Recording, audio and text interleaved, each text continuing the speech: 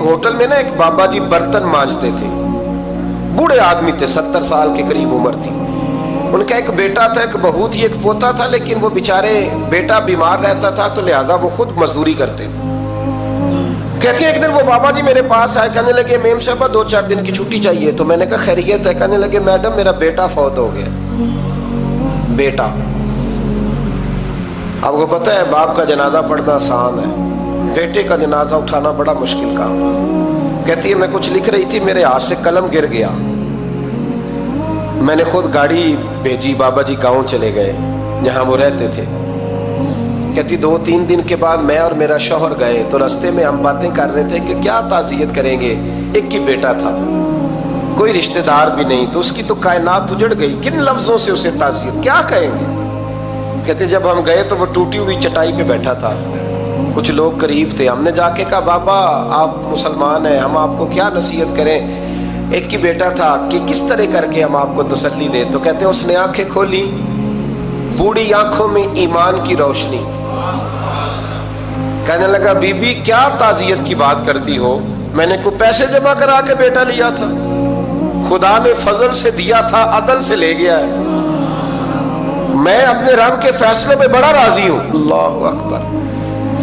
وہ خاتون کہتی ہے کہ وہ بابا جی سے میں نے کہا کہ چلو آپ 1 مہینے کی چھٹی کر لے. تو کہنے لگا نہیں میڈم میں مسلمان ہوں، مفت کی روٹی نہیں کھاتا، مزدوری کر کے کھاتا ہوں، میں انشاءاللہ 2-3 دن کے بعد کام پہ آ جاؤں گا. کہتے ہیں وہ چند دنوں کے بعد آ گیا. اللہ کی قدرت کے ابھی 2-3 ماہ گزرے تھے پھر آیا. میڈم چھٹی چاہیے کچھ دنوں کی. میں نے کہا خیریت ہے؟ کہنے لگے وہ میری بہو بھی ہارٹ اٹیک سے فوت ہو گئی. کہتے اب میں بھی تڑپ گئی اور عیسائی ہو کہ میری آنکھوں میں آنسو آ گئے. میں نے کہا گھر کا دروازہ بند ہو گیا، اب یہ بیچارہ کیا کرے گا. وہ اپنے شوہر کے غم میں ہارٹ اٹیک سے فوت ہو گئی. کہتے ہم پھر 2-3 دن کے بعد تعزیت کے لیے گئے، پھر ٹوٹی ہوئی چٹائی، بوڑھا نہ اپنی انگلیوں سے زمین پر کچھ بنا رہا ہے. کہتی قریب گئی اور میں نے جا کے کہا بابا اب تو تسلی آپ نے خود ہی کرنی ہے، جو نظام تھا وہ تو ہو گیا. تو کہتے ہیں پھر اس نے آنکھیں کھولی، آسمان کی طرف دیکھا تو کہنے لگا بیٹی کوئی پریشانی نہیں، میرا بیٹا بغیر شادی کے بھی تو فوت ہو ہی سکتا تھا نا، بس میرے مالک نے جب چاہا جیسے چاہ ہوا. میں انشاءاللہ 2-4 دن کے بعد کام پہ آؤں گا. یہ میرا 3-4-5 سال کا پوتا ہے، ابھی اسکول داخل ہوا ہے، میں ساتھ لے آؤں گا، وہاں میرے ساتھ اوپر کوارٹر میں جہاں میں رہتا ہوں یہ بھی رہے گا.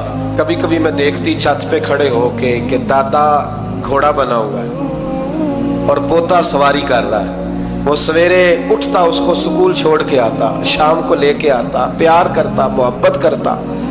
3ری منزل پر ہم نے ایک کوارٹر دیا ہوا تھا، وہاں دادا پوتا رہتے. اللہ تو بڑا بے نیاز ہے. کہتی ہے اقبال ایک دن نا پوتا اوپر والی منزل پہ کھیل رہا تھا، اس کا پیر پھسلا، وہ گردن کے بل زمین پہ گرا. مجھے خبر ہوئی تو میں دوڑی، ایمبولینس منگائی. خون سے لتھڑے ہوئے اس بچے کو دادے نے اپنی گود میں رکھا. اور جب ہم ہسپتال کی طرف گئے تو ہاسپٹل بعد میں آیا، جناب اسرائیل پہلے آ گئے اور کہتے ہیں وہ گود میں دم توڑ گیا.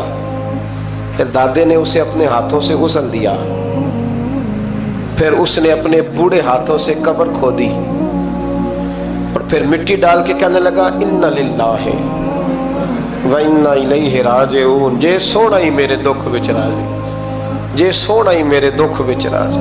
پھر سکھ نو چلے ڈاواں. کہتے ہیں وہ مٹی ڈالی اس نے اور جب وہ واپس پلٹا تو میں بازو سے تھام کے ہوٹل قریب لائی اور میں نے اس کے قریب کہا کہ بابا تو ٹوٹ گیا ہے، تو بکھر گیا ہے. تو کہتے ہیں یوں اس نے ہاتھ رکھے اور یوں آنسو چھٹک دیے.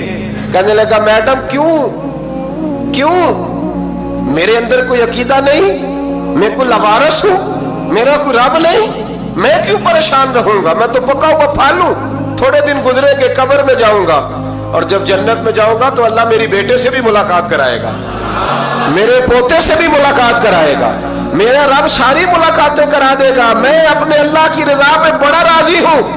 وہ خاتون کہتی ہے میرا اور میرے شوہر کا کلیجہ پھٹنے لگا.